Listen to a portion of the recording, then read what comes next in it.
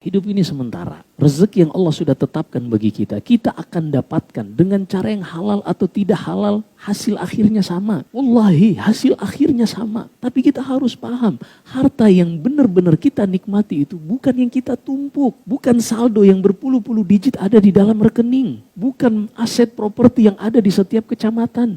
Ini semua hanya perhiasan yang belum tentu kita gunakan. Apa yang kita gunakan? Kata Rasulullah 3 di dalam hadis Abdullah bin Syikhir radhiyallahu an di dalam Sahih Muslim. Kata Nabi SAW, yaqulu ibnu Adam mali mali. Manusia itu selalu membangga-banggakan, inilah hartaku, inilah propertiku, inilah asetku. Kata Rasulullah, malaka ya ibna Adam min malika illa ma akalta fa afnait.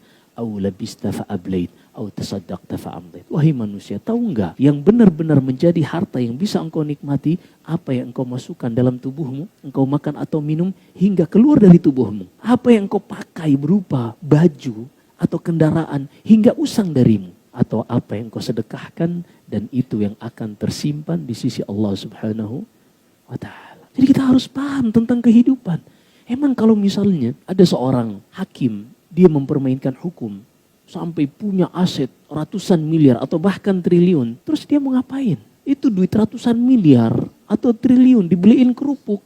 Masya Allah. Jadi kita bangun gedung salak replika di sini bisa. Bisa, nggak habis-habis tuh makan kerupuk. Satu kecamatan Kebayoran juga nggak habis. Terus kalau udah seperti itu mau ngapain? Coba deh kita berpikir sejenak. Nih hidup kita kan usia 60 tahun, 70 tahun. Nah kalau udah seperti itu, terus kita mau ngapain sih? Emang kita mau kekal? Ada nggak orang-orang triliuner yang udah mati sebelum kita? Padahal hartanya triliunan. Ada. Wallahi banyak.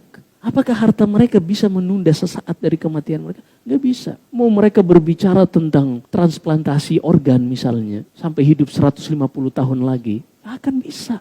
Emang kalau udah 150 tahun, 150 nanti 151 mati kan? Ya mati. Mau kekal. Salah tempat bro. Dunia bukan tempat kekal. Nah kalau kita punya harta nih, umur tinggal 5 hari misalnya. Harta kita banyak, udah divonis kanker stadium 4. Pak tinggal menghitung hari, detik demi detik. Iya. Bentar lagi Pak, kira-kira apa yang dilakukan oleh orang itu? Ntar dulu.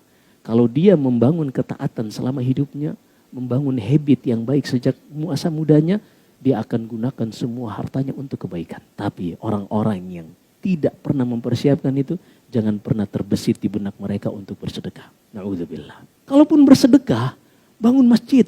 Kan Allah nggak terima hasil manipulasi hukum. Kata Nabi SAW, innallaha tayyibun wa la yaqbalu illa tayyiban. Allah itu maha baik dan Allah tidak terima kecuali yang baik. Datang Ustaz, Pak sedekah Pak, Bapak besok mati. Ya udah Pak Ustaz, semua harta saya sedekahkan. Oh tapi mohon maaf Pak, Bapak tidak diterima hartanya. Oh gimana?